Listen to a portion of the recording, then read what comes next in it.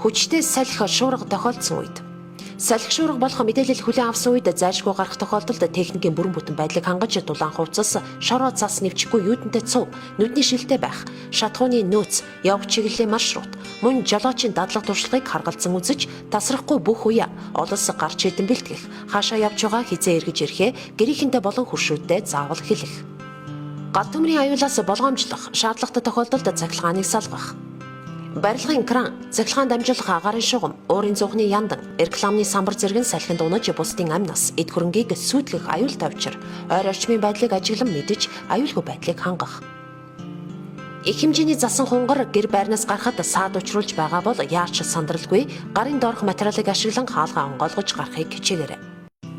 Аюулгүй байдлаа хангах. Хаалга, цонх, салхивч болон бүх онгорхой зүйлсийг хааж бэхлэх.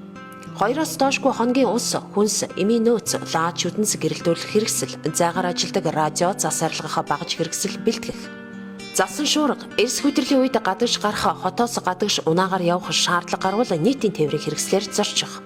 Хүйтэн агаар нэвтрүүлэхгүй тулд хаалга цонхоо сайн дулаалж чигжих. Шаардлагатай бол гэрийнхээ хаан дээврийн хүндийг дулаалж түлшээ хэмнэх.